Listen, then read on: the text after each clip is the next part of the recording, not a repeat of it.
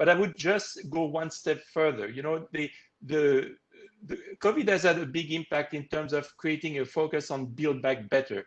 And what it means is that a lot of countries are now moving back from low carbon thinking to decarbonization. And that has a really deep impact in terms of what technology and transformation is going to take place. We have seen actually a lot of countries saying that by 2050, full decarbonization is the goal. And even China announced by 2060 it would be the goal. So we are moving from the case to maybe the chase. Adding hydrogen as part of the equation as one of the additional elements. And I want to start by that because when you say, is it desirable or not to see some of these options emerge? Actually, the move forward is likely to be a very diverse ecosystem of transport solutions fitting different, profile of income level and aspiration of people, etc. So it's likely that you will see an emergence of all of these things moving forward. I would like to point three big items. The first one, when you look at effective ways to embed those new technologies, you see countries that are moving with visions with early pilots. You see plans that are increasingly comprehensive and backed by institutional arrangements. And you see a need to focus on the business plan associated with those technologies. So starting with the vision with pilots. In many cases, and I will take hydrogen as an example, you're saying that countries decide, okay, this is going to be an important technology, but it may take 10, 15 years before it becomes mainstream. But already, if you look at my own country, France, they have decided a month ago that they would invest 7 billion euros in clean hydrogen infrastructure and research, with the goal of creating 6.5 gigawatt of electrolysis capacity to be developed by 2030.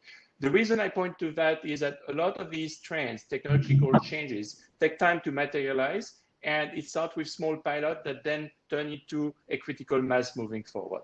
Second, associated with that are plans that really provide a comprehensive perspective. The most recent one that echoes that is a new energy vehicle industry development plan passed by China, 2021 to 2035. This is a very interesting plan if you want to have a look at it, because it considers not only an electric vehicle, it considers new energy vehicles, big data, IoT, materials, etc. And it looks at both horizontal and vertical integration.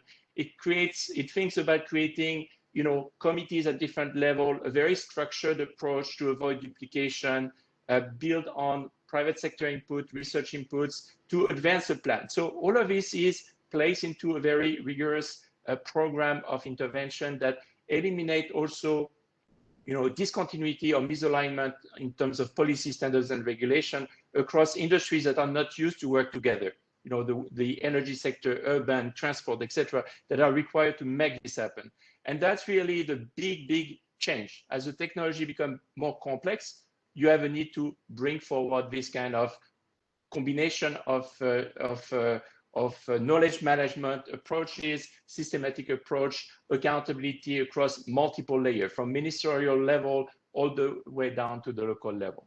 I mean, I could have taken an example like also of institutional mechanism like Singapore, which when they launched the focus on autonomous vehicle in 2017, started by modifying their act, brought in two of their leading research institutes, Nanyang Technology and NUS, and then brought some private partners to actually test on the public road those technology and make sure that they would become at the forefront, because that was a key technology for them. Finishing up on the business plan and the electric vehicle.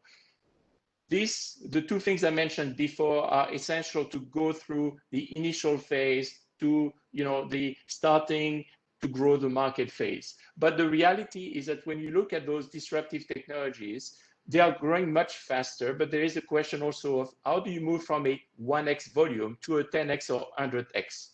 Let me give you the example of e-buses. In China, you have 500,000 e-buses. In India, you're getting to 3,000, 4,000, 5,000 with FAME 2. So how do you move then from that to 200,000, 400,000 buses? Is going to require you to find ways of channeling 3 lakh crore rupees towards the sector, and that can only come from the banking sector. So to do that, you need to create the business plans that are going to be attractive for the commercial bank to come in and to be willing to work with operators and service providers to scale up at that scale. Now, what we have seen is the way certain countries have a project, I'm thinking about Chile, is a very close cooperation with a new set of system providers. And I'm thinking, for example, Enel, the energy company that provides the bus on leasing to the operator in a way that better taps financial markets than the operator would be able to do so. So a lot of need to innovate also in business plan. So just back to your question, vision, institutional mechanism, bankable business plan have seemed to be some of the solutions put on the table to actually accelerate the take on without forgetting the wise comments from Jan Gehl at the beginning, which is we need to build cities for people more than just focus on technology. Thanks, Gerald. That was excellent. This telling us about the new energy program in China, about highlighting the fact that with some of these new fuels, you have sectors that have not worked together in the past having to come together, and clearly the need for new business models. That's very important to channel funds from the financial institutions. Very, very useful. Thanks a lot for this. Let me now turn to Jamie. Jamie, it's always a pleasure to see you and good to see you here again. But the question I have for you is, you've seen there is a lot of push for connected systems, looking for integrated mobility systems, rather than standalone systems, whether it's a bus system or a metro system or a pedestrian ways. There are standalone systems, but today the emphasis is on integrated systems. And do you think that this kind of a need, are Asian countries or cities in Asian countries somewhat different in their needs compared to Europe and the US? And how can integration better happen in Asian cities? What are your suggestions? What are your suggestions given the uniqueness of Asian cities, maybe their weather, maybe their densities? Your thoughts on this, Jamie? Okay, thank you very much. Pleasure to be here. I hope I can add something to the discussion. Let me start by just talking a little bit about Asian cities and Indian cities in particular, how different they are certainly from Europe and to a large extent North America as well. And difference in 3 ways. Physically, they're much larger, they're much denser, but when we move into transport, they have some very different characteristics as well. I was just looking at some of the size of cities. If we take cities of over 1 million population, Asia has 100 of them, and India has 50 cities of over 1 million, or around that number. Compared to Europe, there's 16, and North America 10. So even in India, we're looking at a number that is 5 times larger than the 1 million cities within North America. That's Canada, US. It's not just the 1 million cities; it's the 500,000 cities as well. So one thing is the physical size of that. The other is the density. Asian cities, Indian cities are much denser than particularly North American cities. Certain parts of European cities, the very old centres, are quite dense, but I'm not sure too many people are living in those old historical centres of the European urban centres. So Asian cities are much larger, they're much more dense. So what does that mean for transport? It primarily comes down to the space allocation. How much space is given over to transport? Many, many years ago when I was studying, my geography professor said that most cities should design to give about 30% of the land area to open spaces, which included the transport. I suspect, although we may not have full data for this, and data is an important issue, that most Asian cities do not allocate 30% of their land area to right-of-ways, transport connectivity. So that, given that, and given the densities, given the size of the cities, we've got to make real use of the space that is available. And as you said in your opening comments, the other big difference is on how people tend to travel around, and which comes back to current levels of vehicle ownership and maybe the future desire or levels of vehicle ownership. they're effectively reversed. In many Asian countries, we see vehicle ownership of around, or access to private vehicles of around 20%. Therefore, 80% of most urban dwellers are captive users of the public transport system, which goes back to your point of making them affordable for the poor who don't have any other means of transport. The flip side, particularly in North America, is around 80%, maybe more, of the population have access to cars. So it's the size, it's the density, it's the ability or the choices people have in those transport modes. Which brings me around to the key point of your question on the integration.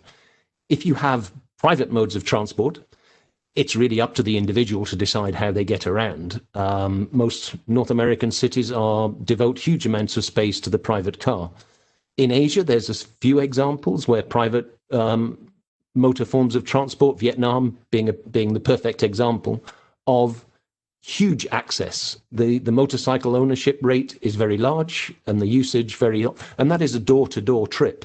Most people would park their motorbike inside their house and they may well park it inside their office or certainly at the door of their factory in Vietnam. So it really is a door-to-door trip. But going back to the efficient allocation of space to transport systems, we cannot, at the heart of the city sizes and the densities, it must have a mass transit system, and that would probably be rail-based or some other form of mass transit. But it must be linked to the buses. We can't have mass transit on every single corridor and every single distribution. So there will always be a hierarchy. You will have your mass transit, you will have a bus feeder system, you will have your local distribution network. And the other difference that we have seen, and it's very important within Asian cities, is the role of paratransit or non-motorized transport. There's a lot of talk in the US and Europe about last mile connectivity. Many Asian cities already are dealing with that very well through their paratransit system. There has been a clamor to try and remove those off the street, seeing them as outdated modes of transport, but they have a really important role to play in this integrated, connected system of transport. It's everything from the most modern metro system right down to the paratransit and how those are using. The final point I wanted to mention in terms of the suggestions, I'm always in favor of making the policy decisions around some targets and monitoring those, and any decisions that are taken, any investments that are made, any operational improvements are geared towards achieving some goal or some objective. There is a very crude rule of thumb within urban mobility that 70% for a sustainable urban transport system, 70% should be by public transport or non-motorized transport. A few years back, Asian Development Bank looked at many cities around the world and across Asia in particular. We found that the cities that people always hold up as shining examples, Singapore, Hong Kong, Tokyo, Seoul, they had a share of around 70% public transport use and non-motorized and 30% private. But interestingly, many of other developing parts of Asia had a similar 70-30 split. But in that case, as you were saying earlier, it wasn't so much out of choice, it was out of necessity. 70% were using public transport or cycles because they had no private forms of transport, motorized transport. Which brings me back to the final part of how do we make sure that we maintain that ridership? There is a strong desire because many public transport systems or paratransit are of poor quality. So there is a desire for people to take their first paycheck, buy a motorbike, and find that individual mode of transportation. Your point on that balance between the affordability and the attractiveness, I think it's given that 70-30 split, by the time these systems are operational, the integrated systems are operational, what would be the key to maintain the current users when they have slightly more income to be able to use? It has to be a better service to stop them that desire to move to a motorbike or a private car. But what are the tools that can be used? And it's not just investments. It's the whole range of large data to get those efficiency gains. You mentioned 2 seats in your car. Are there transportation apps? There are in many Western cities. You will be able to say, when does the next bus come? It'll be outside the door of your office in about 3 minutes, so you better start walking from your desk.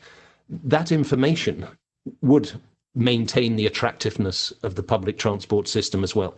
And if it gets, as you were referring to in mobility as a service, if it moves into the full remit of integrated connectivity between transport systems, one form of payment, one form of information. That's where we should be heading towards. So in summary, yes, there is a large difference between Asian cities, Indian cities, and their North American or European cities in terms of the size, the densities, and the modes of transport choices people have.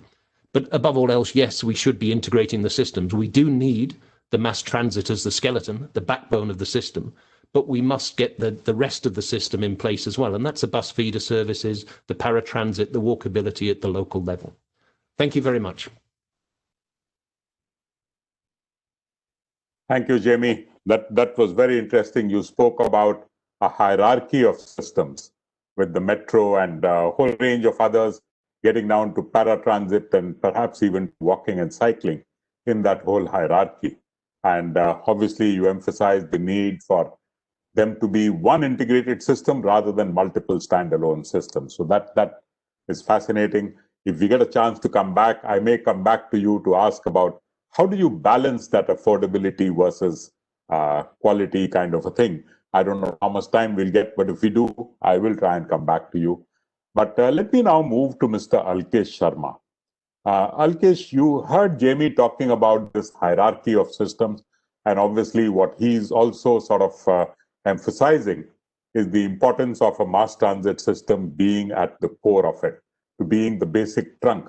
But if you were to look at these new options that are emerging, the Olas and the Ubers, a lot of people are getting driven away towards them from metro systems. So how would you think integrating them into the core system or into the metro system? And now that you have in Kochi, you have a Metropolitan Transport Authority, do you think an authority like that could help in integrating them into the metro system rather than looking at them as separate systems? Your thoughts on this? Thank you very much, sir, for giving me this opportunity.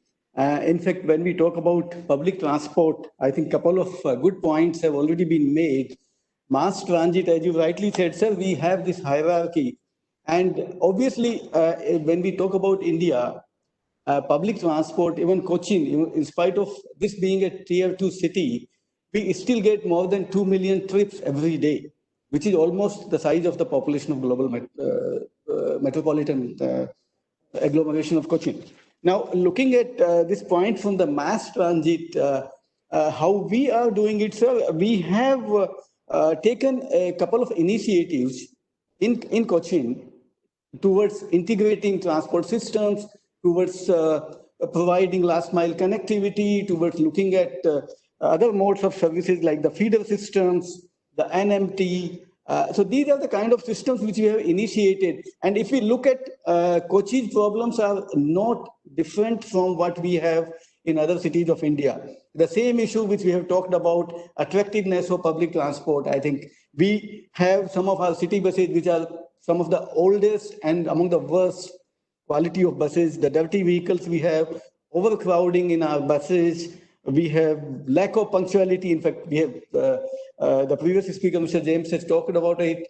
We have issues of inadequate services. The frequency of timing is not available. That the passenger information system is not in place. The ticketing, there are separate ticketing. If you have to get into a bus or a metro or another service, water transport, you have to buy a new ticket. Now, in this COVID-19, we are finding it so difficult even handling cash because it can be a mode of contacting COVID. Private buses have unhealthy competition. We had the blue line cases of Delhi meeting with accidents. In Cochin, we have private buses which we are scared of. As a cyclist, I am a cyclist. We are scared of traveling on the road when you have the private buses competing with each other. I think these are the kind of systems. And as you rightly said, sir, quality versus affordability. I think there is also a system of perception. I think, unfortunately, probably in India, we still have a system that if I'm rich and elite, I should have my own car and I should travel by my personal vehicle. The concept of moving elites to public transport, I think there needs to be a huge change in perception. They should actually look at it as a transport, as a mode of transport for the elite. I think these are some of the issues, sir. Taking those into account, in Government of Kerala and Cochin Metro, we have started a couple of initiatives where we wanted that, as it was mentioned, in fact, I was just noting down some points in the morning, and today, even in the keynote address, it was mentioned that public transport has to be citizen-centric. It should not be technology-centric. So I think we have to look at a public transport which is convenient and easily available. It should be easily accessible. It should be comfortable, acceptable, affordable, safe, and secure. And it should be well connected through interchange mode of transportation. I think, sir, this is something which we have looked at. Short waiting time, of course, when we move from one system to another, the waiting time should be much less. Keeping these in mind, sir, we have initiated a couple of things. I'll begin with the metro, sir. As you know, we have started the phase 1. And today, while before COVID, we were carrying almost 65,000 of the total daily trips, passengers which were coming to metro, making it about 2 to 3% of the total metro system. We already have a metro system, and we are moving on to the phase 2, which is going to Kakinada and which is in the advanced stage of approval. Phase 3 again will be connecting to airport, so that we are also looking at connectivity to the major centers, which should actually be catered by the mass transit, by the metros and similar systems, because that is where the huge number, like we are connecting to Info Park, which employs about 80,000 people. We have the airports just 8 kilometers away from Alwa station. If we connect it, we'll be catering to another 40, 50,000 people. So that's the kind of number which we are looking at. We have started the feeder service, which is the next level, because we have to have good feeder service. So since we don't have an airport connectivity, we have started with an airport electric bus connectivity, which is a feeder service. And the timings have been every 20 minutes, we are sending a bus from Alwa station, the metro station, to the airport. So this system is actually becoming a good facility for airport commuters. Similarly, since we don't have the phase 2, so we thought, let us create the demand. So from the existing metro station, that is the JLN Stadium station where I'm sitting now, we have feeder service going to Info Park and the smart city and the civil station, the collectorate. So we have feeder service to those stations, again, creating a demand. So we have created a set of feeder services. We have created auto rickshaw as a feeder service. So as you know, sir, the Auto Society, which is likely to get an award also today, so that has been created. We created e-auto in consultation with Kinetic Hoda, which is giving us a kind of a last mile connectivity as well as feeder services. Even the buses, sir. So that is something which we have done. So we are also integrating the existing mass with other connecting. So like said, Kochi Metro, 2 of our stations, we are connecting to the railway stations, which are the major junctions in Ernakulam South as well as Ernakulam North. These are the major stations where the long distance trains actually come. So that connectivity has already been provided. We have it, so people can directly move from one system to another, just walking across. It's hardly 200 to 400 meters. So we have created that facility. Similarly, we have set up a multimodal transport hub is coming up in Vaitila. We already have an interstate bus service station. We have got metro, and we'll have a water metro terminal there. So these are the systems which will help us in connecting, sir. So that will reduce time. Basically, transit time or the transfer time is less. We are also moving into integrated ticketing as integrated transport we are talking about. So we have moved towards digitization. As you know, we are the first metro in India which we have put in place an open loop smart card AFC system. So that has been done, and that has also been extended now to the city buses, the private operators. Almost 30% of our private buses operating in the city of Cochin. Almost 287, 300 buses are already operating on the single Kochi Metro. So they could seamlessly use the same card to one to another. So that has been done. We will be extending Let me intervene 1 minute more. I'll just finish it, sir. So we'll just extending it to the water metro and other system. And now we are moving for a transport app. The previous speaker has talked about it. It will be a transport app for integrated passenger information. It will be a transport app for integrated fare system. It will be an app which can also be used to know about the places of importance and interest, which can be developed. And last but not least, sir, now we have the first city in the country to have a Metro Transport Authority, Metropolitan Transport Authority, KMTA. And obviously, sir, you are one of our eminent members in that. So that is the one which we are looking at, which is going to provide us an integrated multimodal transport system for the whole city, route optimization, avoid competition. We have to have complementarity in our transport systems. We'll have a single kind of a integrating fare systems. We'll have an integrated connecting systems. So I think all those things will come, and probably we'll move a step ahead, sir. If we can create a common branding, which creates a harmony of designs for all public transport, I think that will be the ultimate which we are aiming at. And with your guidance, sir, we should be able to take it forward. So at this stage, I'll stop, sir, and I'll seek your guidance. Thank you. Thank you very much, Alkesh. I have been a great fan of whatever has been happening in Kochi. I'm particularly happy, very happy to hear all this. But let me say one particular thing that you mentioned, which I was very impressed by, was this whole thing about every time you are extending your line to some place, can we start with building a feeder to that and start creating a demand for that new line that will come up? So your feeder from the airport to Alvai station is actually creating a demand for passengers to start using this, so that tomorrow when your metro line comes, the demand is already there. I think that is good, very good forward thinking. Let me congratulate you for that. But with this, let me now move to Mr. Bagde, Mr. Surendra Bagde, who's the MD of one of our very well-known public bus companies known as BEST. Mr. Bagde, the question I have for you is a little more around electrification.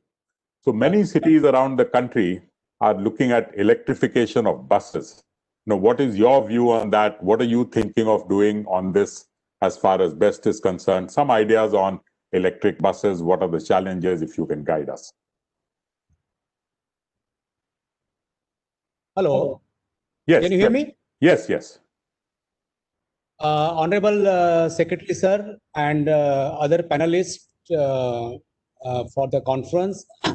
I will speak about electric buses, but there are other points which came up for discussion, and I thought I must also add my thoughts on them, and then I will come back to electric buses. You have about 5 to 6 minutes. Within that, whatever. Yeah. So I think we know that there is a tremendous amount of gap between what people want and what is available in India versus different cities in the world. And I think in past 3 years, we have been trying to do that through various combination and various experiments. And these experiments have succeeded to a great extent. We want to strengthen those experiments and, do more of them. So first thing is that I see this private sector participation a key to enhancing the affordability of service. I think you raised the issue of affordability of service, and also, by using their efficiency as well as for rollout of the services. And through this private sector participation, we have been able to roll out around 1,000 AC buses in the Mumbai city. They are working right now, and those services are quality services, affordability, and frequency we could match. So I think private sector participation I see is very important for meeting this demand for future public transport. But the STUs have to change their mindset. I think now we have to go from operator to provider of a service. And when I become private provider of a service, I have access to all people, including private sector operator, and they bring their own efficiency and skills, and I think I can monitor their performance. For private sector to succeed, I think two things are very important. One is introduction of the technology to monitor their operation and timely payment. Without that, no private sector participation will come in. Second thing is that the STUs have been focusing on technology, and primarily the technology focus has been ticketing system. Like we have introduced ticketing system, and then came the apps for passenger, like passenger app, which basically show when the bus is going to come and all that. But I think that's not all. What we need to do that we need to introduce technology across all platform and all operation segments of the STU, be it turnout of the buses, be it depot maintenance, be it monitoring of the private sector buses and all that. So I think this is very important, and we must do that in a comprehensive manner. And I see a great help from Government of India can come in terms of educating the private this STUs in imbibing the technology. I think third thing I will say, with this affordability issues also link how we collect the fare. In city bus service, we have a conductor, and without conductor, no bus runs in the city. But I must tell you, and that in the city of Mumbai, we have been able to run many buses without conductors, and we do ground booking. That experiment also is one of the biggest in the country. We have been able to run more than 1,000 buses. All our waitlist buses are without conductors. So I see a new paradigm for fare collection is very important for making it sustainable and affordable.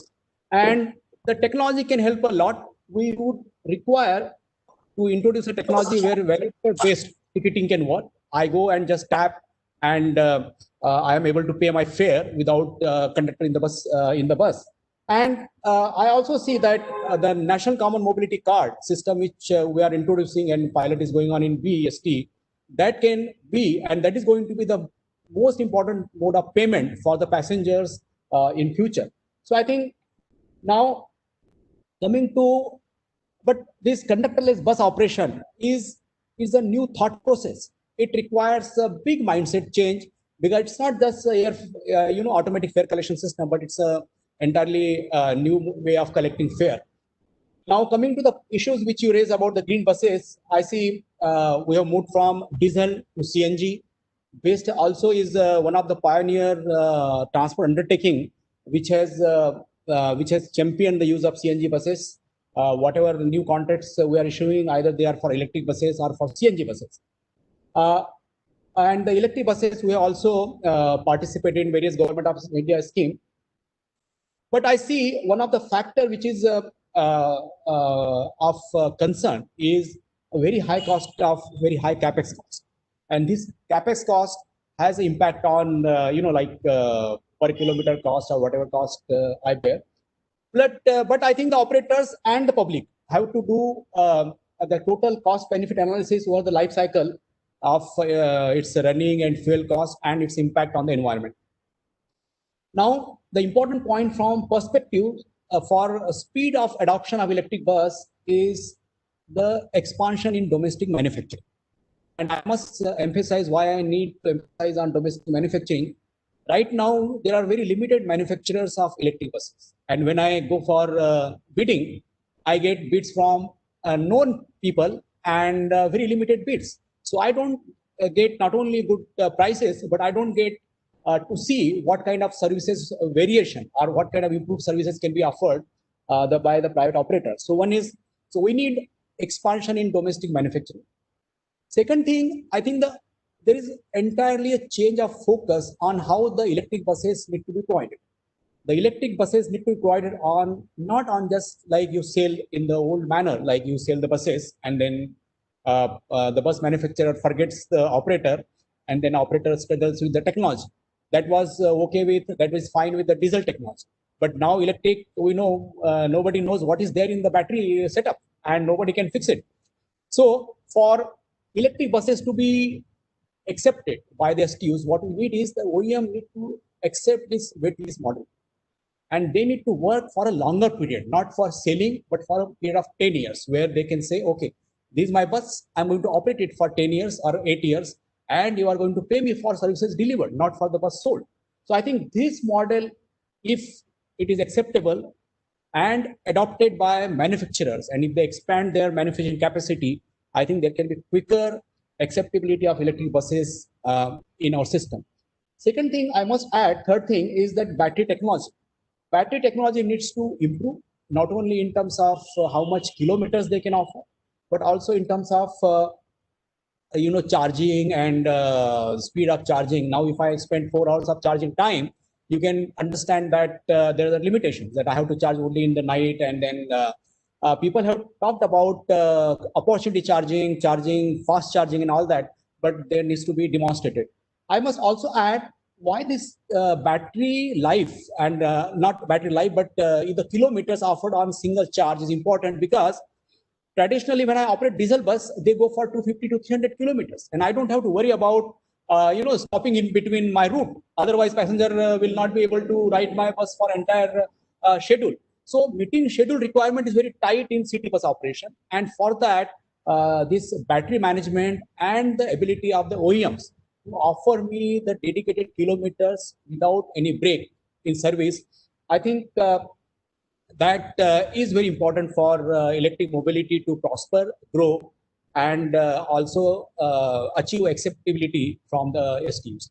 I think if we focus on these three factors for electric buses, I will see that there will be an increase in uptake. Also, there is the issue of subsidy, and I think the quantum of subsidy is also very important. At some point of time, we reduce the subsidy in the hope that more and more people will go for electric buses, but I think that did not happen. So I think to begin with, we need to enhance the level of subsidy so that the model becomes acceptable. People and STUs become comfortable operating electric buses vis-a-vis diesel or CNG buses.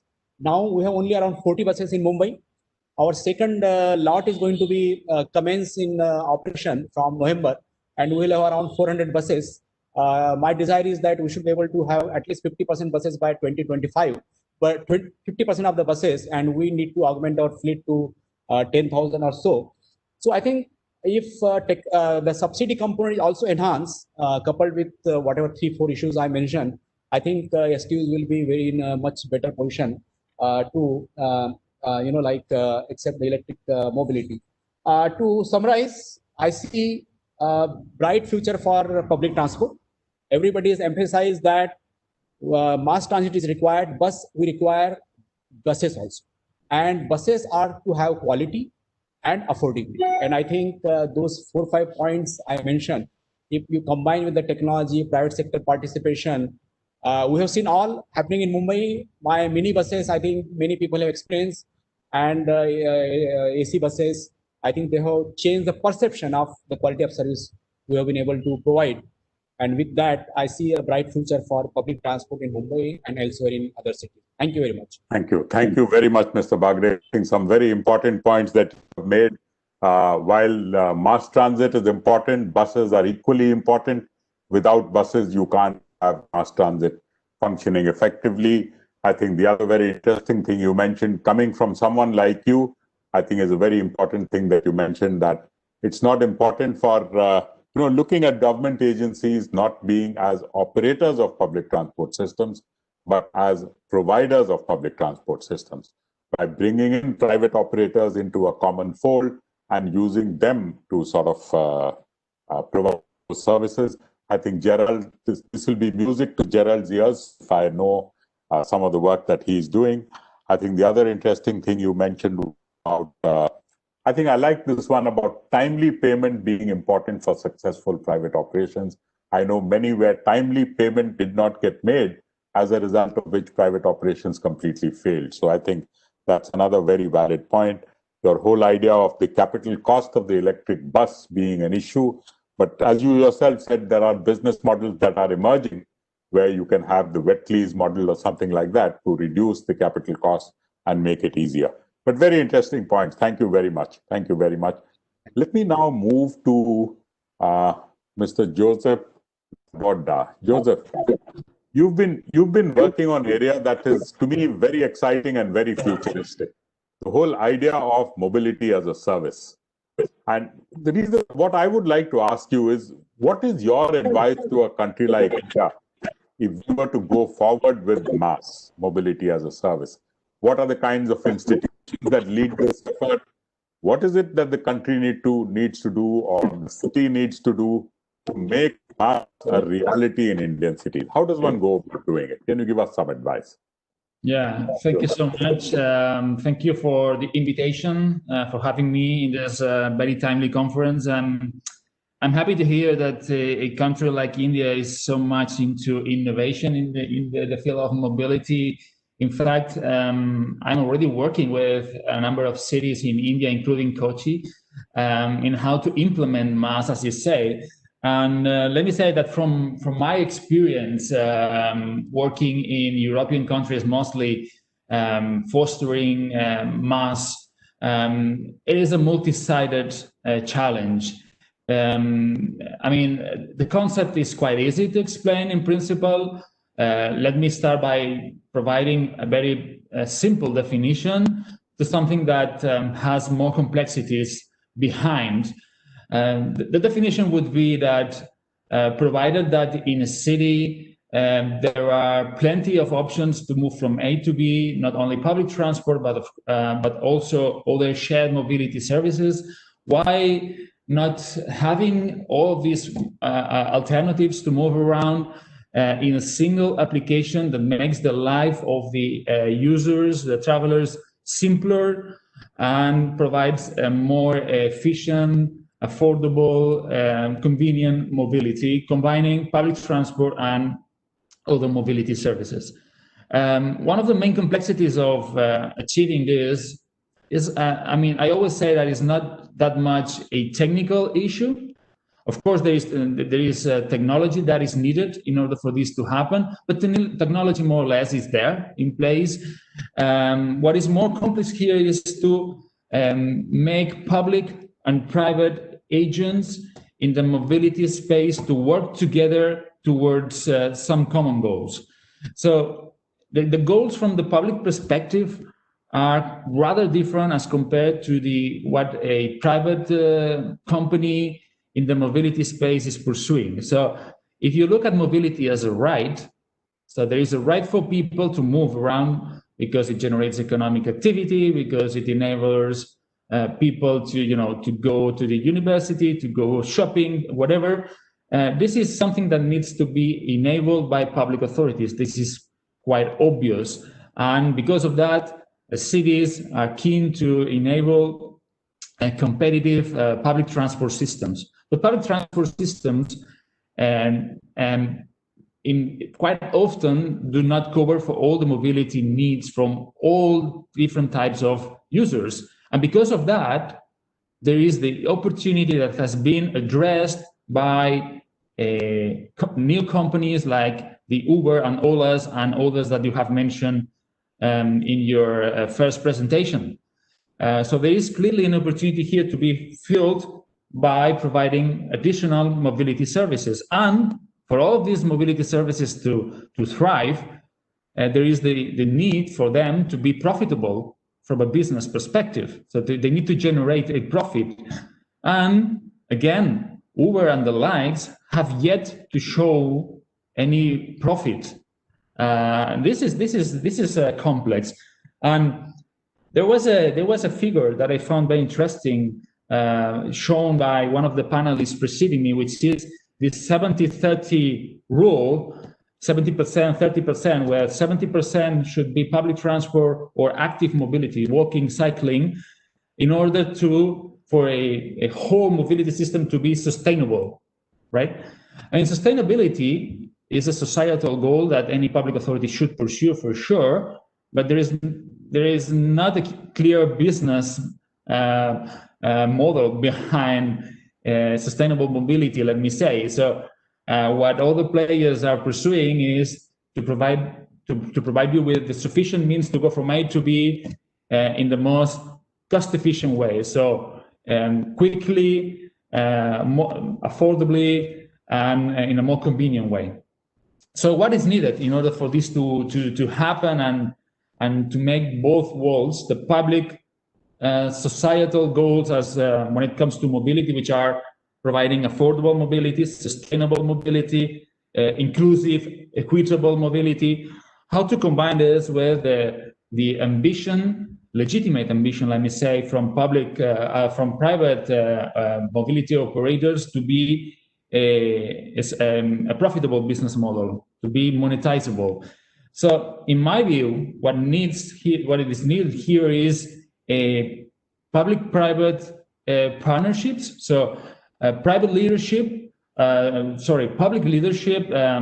integrate the ambitions from private operators, avoiding as much as possible what is called walled gardens. So door-to-door mobility services provided solely by private mobility services, in order to build an ecosystem where these public and private stakeholders would cooperate for the common good, also enable a level playing field.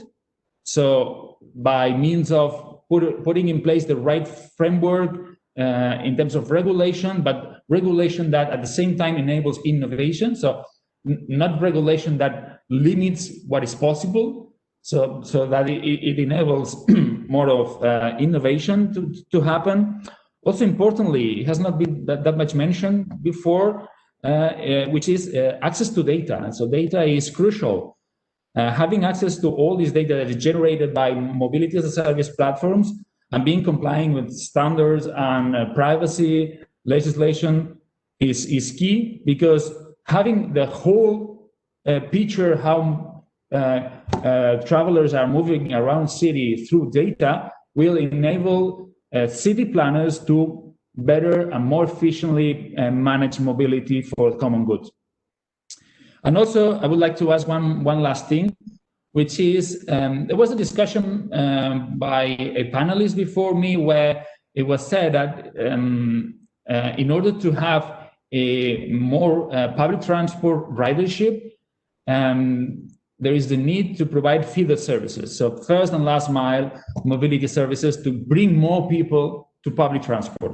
Because public transport, unfortunately, cannot always be a door-to-door mobility alternative for obvious reasons.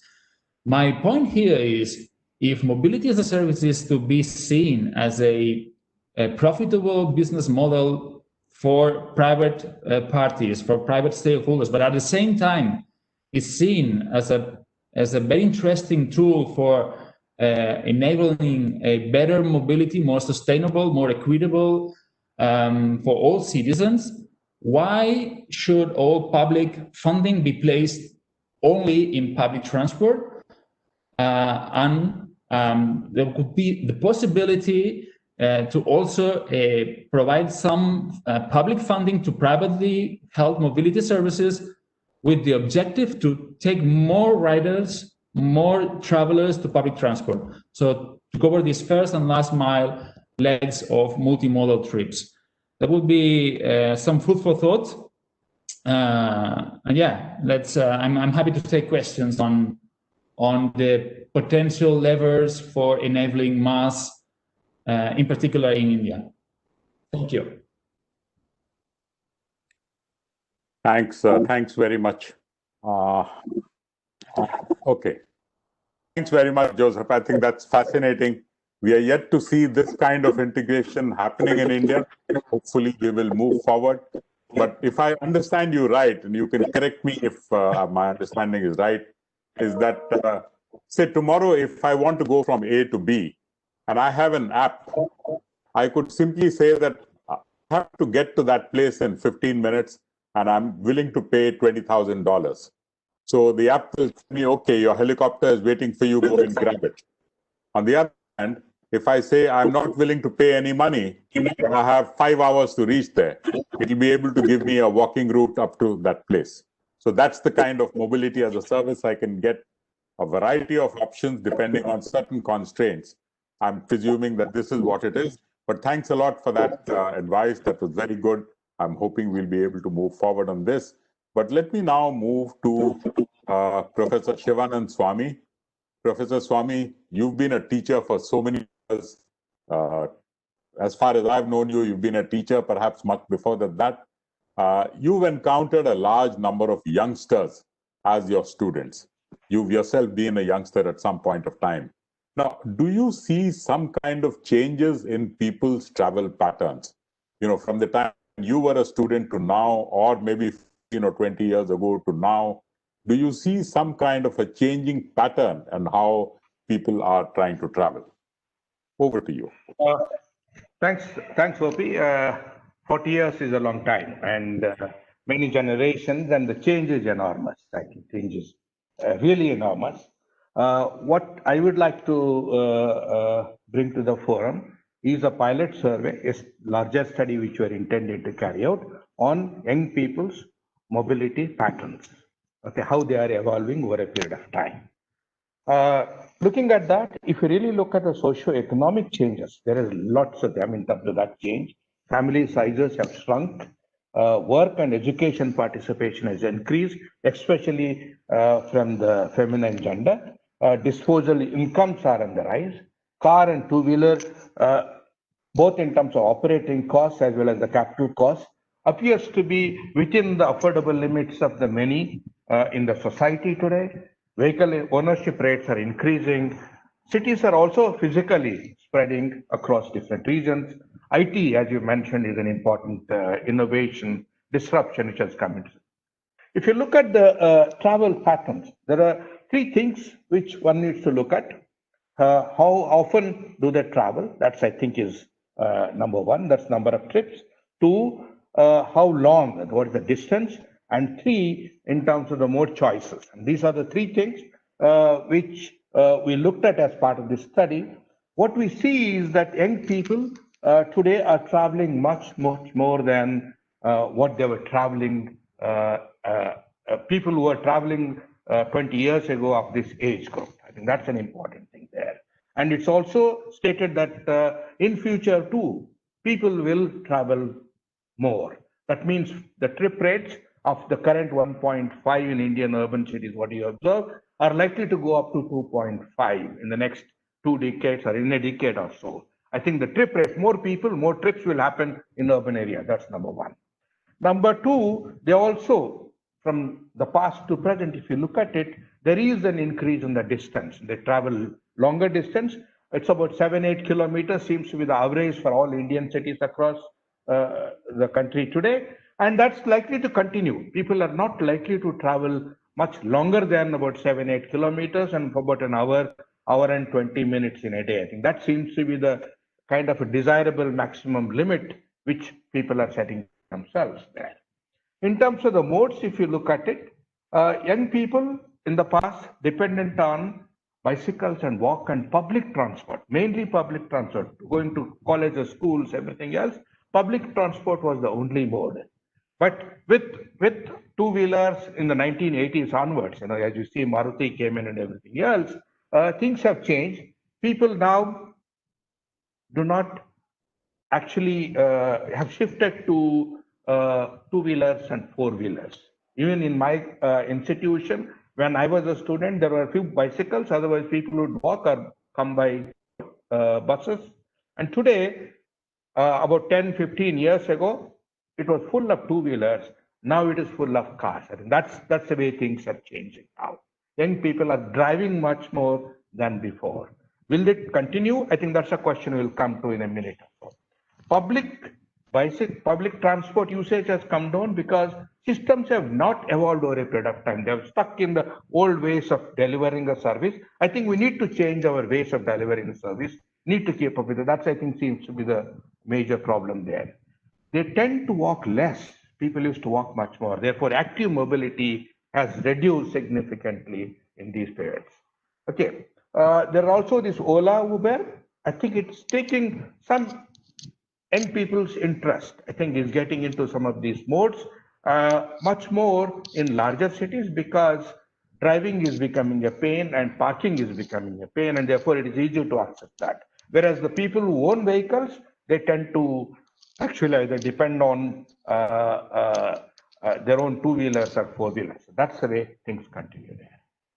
Gender variation, one is not really seeing much between men and women as far as these things are concerned. What is likely to happen in the future? That's an interesting thing to look at. As I said, young people will continue to travel more and more extensively, both nationally, internationally, and the locally. I think that's going to go across different cities. They prefer to depend on public transport if it is quality, reliability, connectivity is ensured, and then if TOD comes in as part of that, as part of the national policy. I think these are things which are essential conditions. If they're made available, people would come on board public transport. Quality, reliability, and connectivity. These are three critical things there. Better environment may bring back use of bicycles. Environment both on the safety side as well as on the comfort and convenience side. Shared mobility is growing, will grow, but we believe that's going to, the people, at least young people believe that's going to be a limit there. Certain affordability is going to be a critical part of it. If we have to make sustainable transport, it has to be public transport. You cannot have a last mile which is more expensive than the middle mile or the main mile, actually. The middle, actually. That's the whole economic, therefore. 1 minute more. Yes, sir. Yes, sir. And then we also had a question on what can be done. There are interesting 9 things. I'll just read out. We can discuss it later. Congestion tax is very, very essential to reduce personalized vehicle mobility. Parking charges.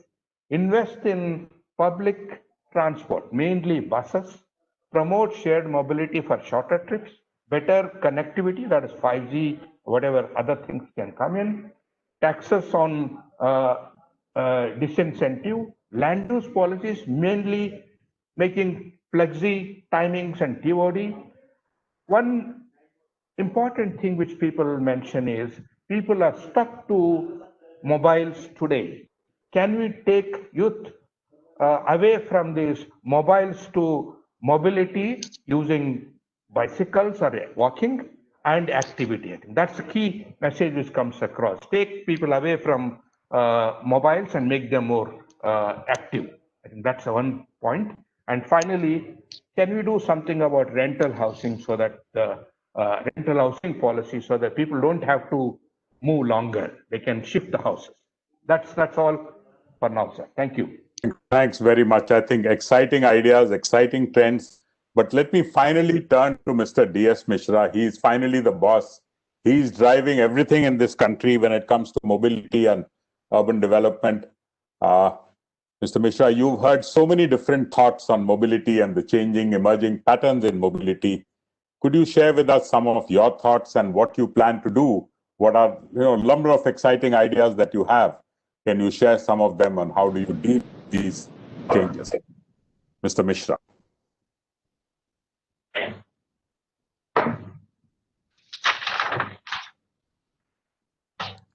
Can you hear me, OP?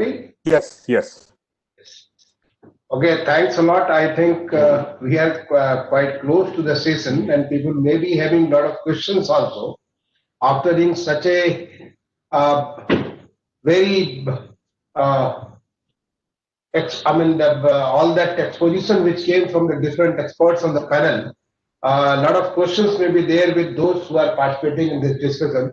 But I'm afraid that we have to close the session by 5:10 or so we may not get that time. But I would like to invite anybody who has questions, they may send the questions and that will be, we will collect that, we will try to get the replies from the experts and share it on our website. Well, at the outset, let me first thank all the panelists. Everybody right from Gerald. Gerald mentioned that we are forced to be on this platform and we are not enjoying the kind of session used to have in earlier versions of the UMI. Gerald, let me give my thoughts on this. I think it's a wonderful thing. You are sitting in Singapore, James is sitting in Philippines, Joseph is sitting in Spain, and OP is sitting at his home. And we heard Professor Gale speaking from Copenhagen. We are all connected on this platform. What a wonderful thing. That's the technology. And that's how, that's what we have to think of when we start addressing the issues of the people. In fact, Professor Gale, when he gave his keynote address, the one thing which was very striking, that is cities for the people, people-centric development and people first. These were the messages which I got from Professor Gale's presentation.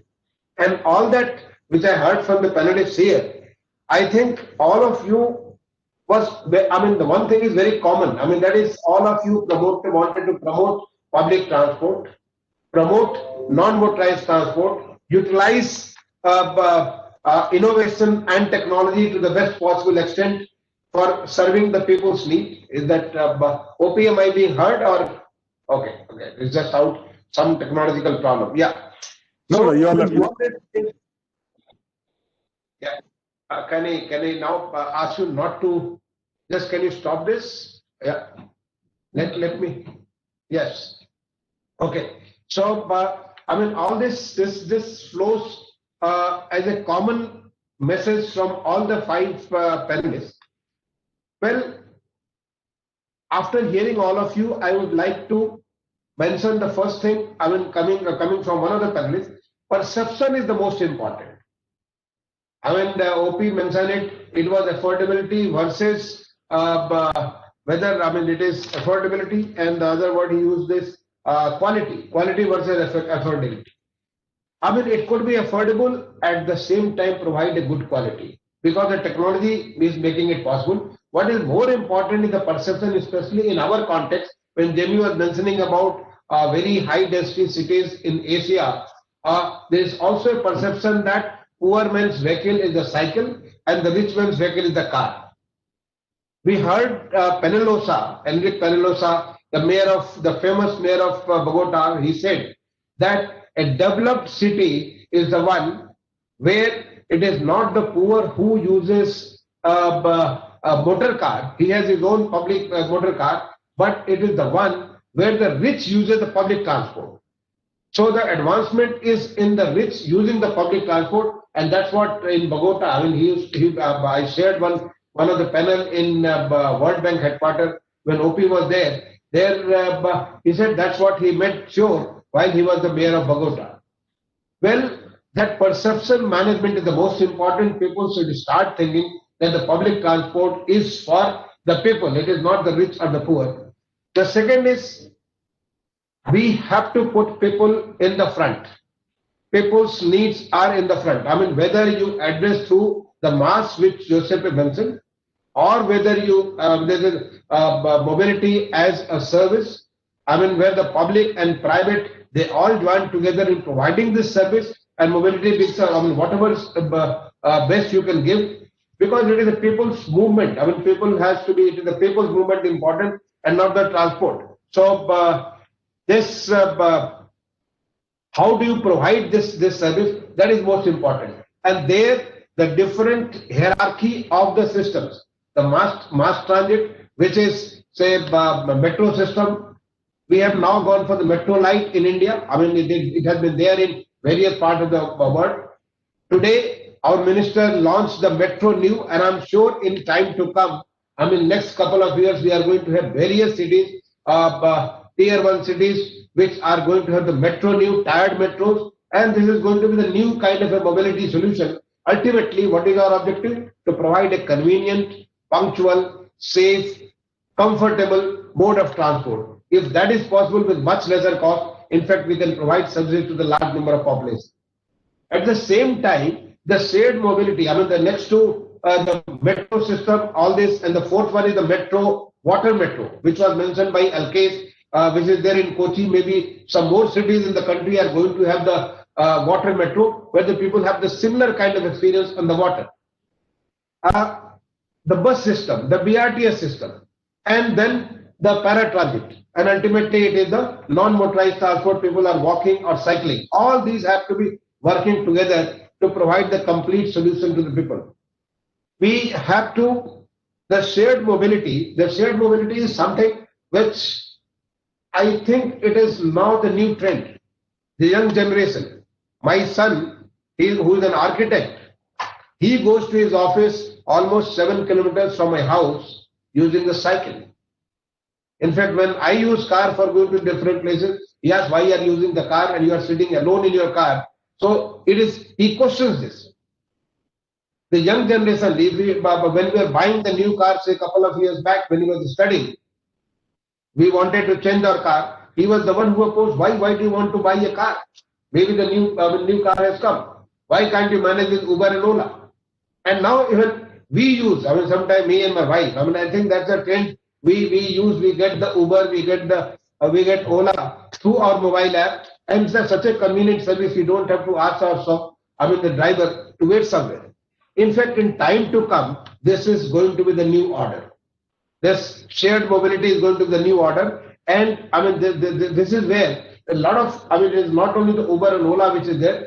I find that many versions of this are coming up on our cities where people share. I mean, whether it is in the context of the office going, public offices or the private offices, or many other places, such kind of shared mobility is coming up as a new thing. We have in India, you must have heard about the JAM, the Janadhan, Aadhaar and mobile. In fact, that provides the complete architecture of the new India, where every person has got his bank account. The Janadhan account was something which was one of the first, I mean, one of the initial initiatives of the Honorable Prime Minister, when he promised that everybody will get his a bank account so that he can work through this. And I will be surprised, nearly 400 million new accounts have been opened up. Then we had, everybody has an identity, which is the Aadhaar card, and most of the people, there is a large density of the mobile and especially the smart mobile. When all these three things are there, we can provide all kinds of systems where things can be integrated and can be made much more simpler, whether it is the context of mobility or any other thing.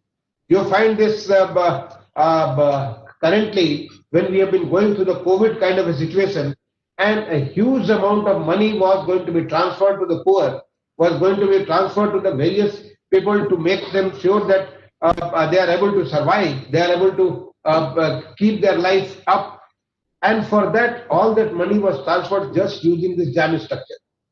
Your UPI, UPI is something nowadays, the mobile movement of the money. This is the number is moving by leaps and bounds. So we have to think of the technology and the innovations. And that kind of innovation is possible when the Joseph was mentioning, when we provide a kind of a structure where the information is available and our creative people can get those information, develop some kind of some kind of app, some kind of a mobile app, and through that app they can provide various kinds of services. This was also mentioned in the presentation by Bagre when he was talking about the common mobility card, when he was mentioning about conductorless buses. That's the time. This is the new move. We have got the driverless trains and the conductorless buses. We have also the autonomous buses. All these are the new solutions, and the new solutions are more akin to addressing the people's issue. So I think the new trend is to become more sensitive to the people's needs, provide them the solutions, what will work best for them. In fact, Professor Swami, he was mentioning the 9 items, and some of the items of them were to make things closer to the people. Like he mentioned about the affordable rental housing. He mentioned about the urban development in which we get everything close to your house and you don't have to move at all. If you are told you have to move, you can take the mass rapid transport. All these things, all these movements are possible using the technology, and the COVID-19 pandemic in the last 6 to 7 months has taught us that these things are very much possible. Like it has made possible that people from different parts of the world are connected today and discussing on the Urban Mobility India Conference. So we will be able to address various issues related to the mobility. And I would like to thank all of you. The ideas which you have received from you, they have all been documented and will be sharing to our states, and they must also be noting down. I can see a lot of states and the cities are participating in this discussion. They will be taking these ideas to provide a better public mobility, better facility to our citizens. I close it here. OP sir, anything else you would like to say? Thank you. No, thank you very much. I wish we had the time for some questions. Unfortunately, we are past the 5:10 limit. And with this, let me, on behalf of the ministry, on behalf of IUT, and on my behalf, thank all the panelists, thank all the attendees. We had very good attendance on this. Thank you very much. Very rich discussions. Thank you very much again. Thank you very much. Thank you so much.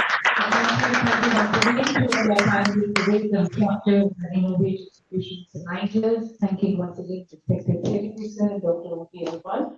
With that, ladies and gentlemen, we now step into a short break of 10 minutes. On the other side, we are going to be beginning with our breakaway session. The 5 breakaway sessions which we have in 5 virtual rooms. The links have already been extended to you.